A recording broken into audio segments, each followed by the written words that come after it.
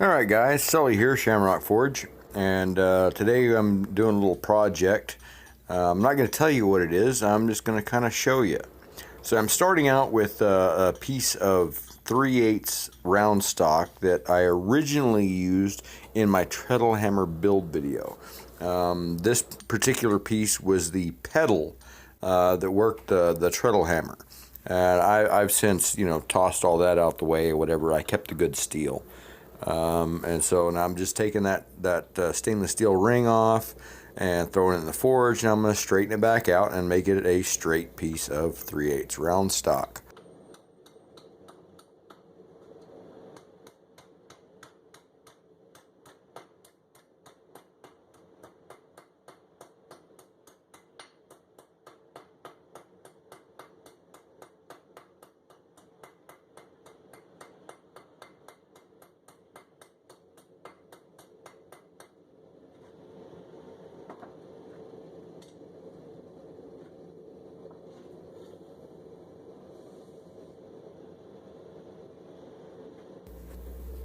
Now we just got to do a little bit of measuring here and get our dimensions right, because I know I need 8 inches in the middle, and then counterintuitively 9 centimeters on each side of the 8-inch spread. And so I'm just going to count that out to see where I need to cut it, and we'll just give her a little mark and then chop her off on the hot cut. So sounds like a plan, because I figured it out.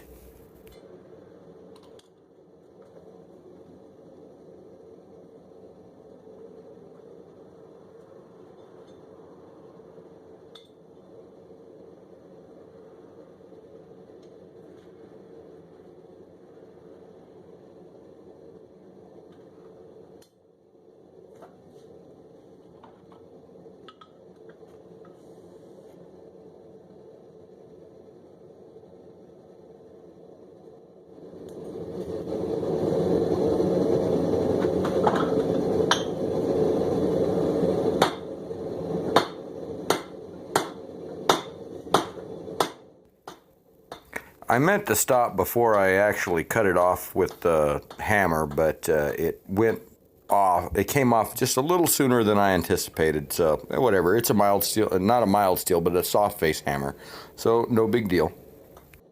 Now, if you notice, this is a pretty sweet transition. I just noticed I was using the wrong side of the hammer, and just like mid-swing, flipped it 180 degrees and went from the straight peen to the rounding face, just like bam.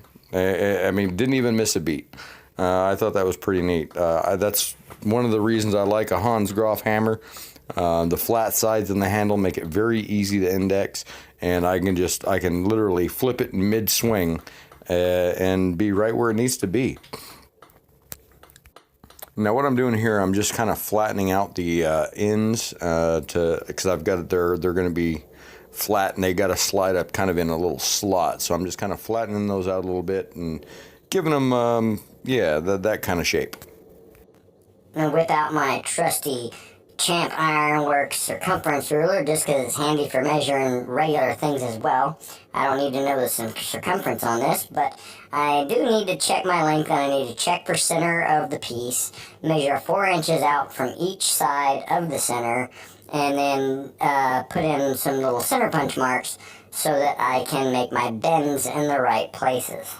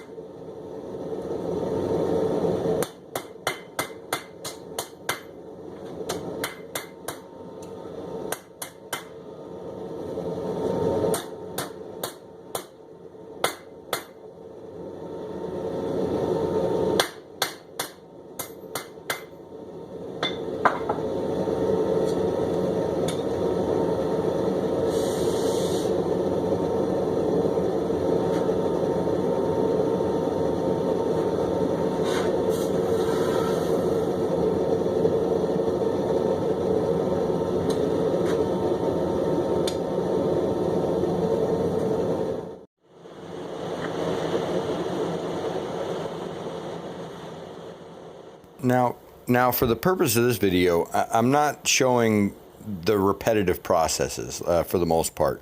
Doing the same bend on the other side, whatever. It's just each new step as it comes along. Now, originally, I thought this little roller was going to be great for doing my bends because I was going to get a nice, good round bend that's just at about the radius that I need. But it being able to prove to be a little bit problematic, so I just kind of pushed it out of the way and decided to go over the semi-horn of my Harbor Freight anvil. While it's not a true horn and it's not as round as I would have liked, it was round enough to get the job done for what I needed, the radius I needed to get on the ends of this bracket.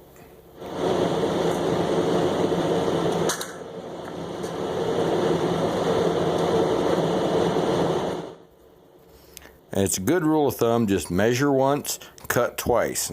Well, they say that in carpentry, but hey, even in blacksmithing, just keep measuring to make sure I'm getting the same lengths, what I need, because, I mean, at the end of the day, this thing's going into an installation where the fit has to be exact. I mean, if it's off by 1/8 of an inch, it's just not going to do anything. It'll be completely useless. So it's got to be exact. So they're a little bit of trial and error.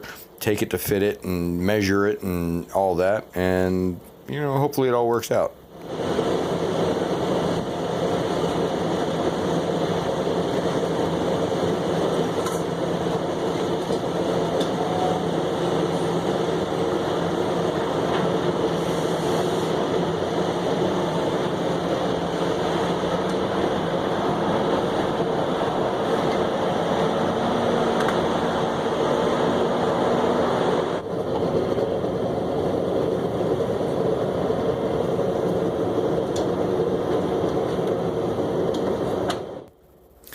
Now at this point, I'm just doing a little bit of further refining. My bends aren't quite tight enough, and so I'm sharpening them up a bit and making them a little bit steeper.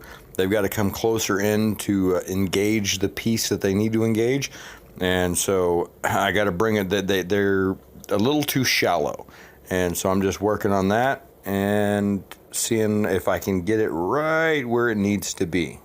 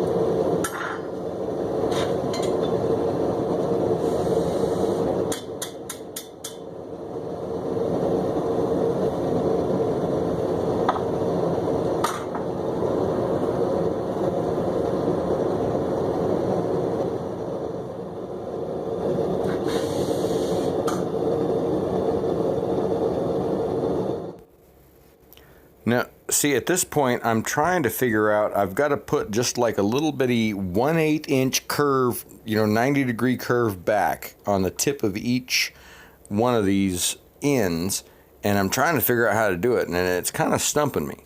I don't need to move the whole thing. I just need to move 1/4 of an inch on each end, almost like a C shape. And I struggle with it a little bit. It would have been really easy if I could put it in a vise and just bend that one piece over. But my vise, the gap, because it doesn't have any jaws in it, when it's fully closed, the gap between the jaws is like 5/8 of an inch. And so I can't just put something into the vise and beat it over. So I'm struggling with around the side of the vise, up through the hardy hole, tried it with scrolling tongs, bend it over with the hammer, but now it's all semi-bent. So this is a little bit of a struggle for me, just trying to figure out how to find the right geometry where I could get that tip to bend over without, you know, deforming the entire thing that I just spent all this time measuring and whatnot. And I finally get it by coming around underneath the tail of the anvil and hooking it over the side right there by the hardy hole. And you know, like a vise would have been easier, but hey, do what you can with what you have.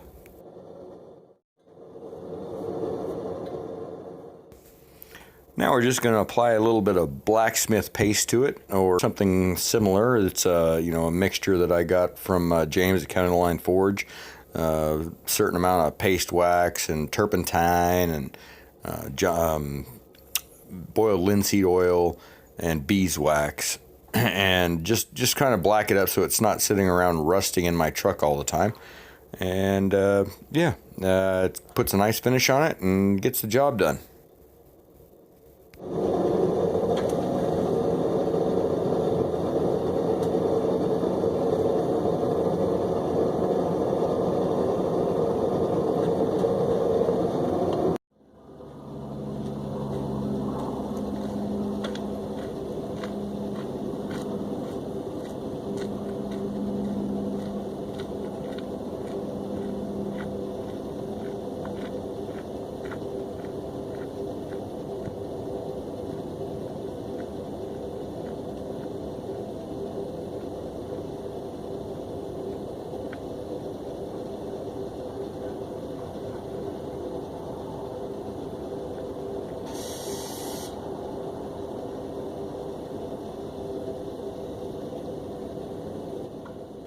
So y'all may be wondering, what the frack is Sully making?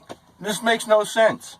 Well, I've got a little bit of an issue with my the CB holder right here in my truck. Whenever I hit a bump, it opens up and drops down. And once I even hit a bump so hard that the CB flew out of the tray, and that was a bad deal. So I'll show you here. So that's the CB holder right there, and as you can see, I've got a bungee that comes from one side, wraps around the mic, and goes over to the other side. That way when it opens up, it can only slide out just like maybe 3/8 of an inch, and I can just reach up and push it back in, and that keeps it from falling down and all that happy horse stuff. So this is what I've been making.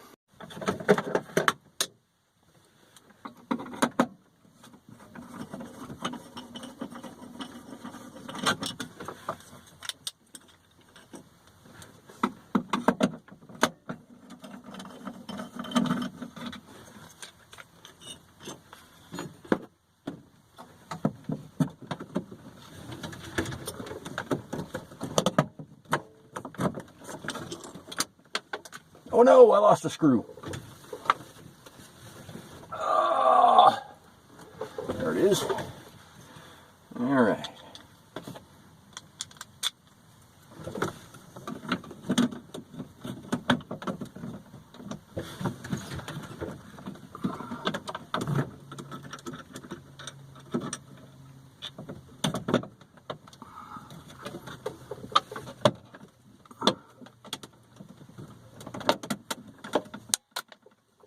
Ah, crap.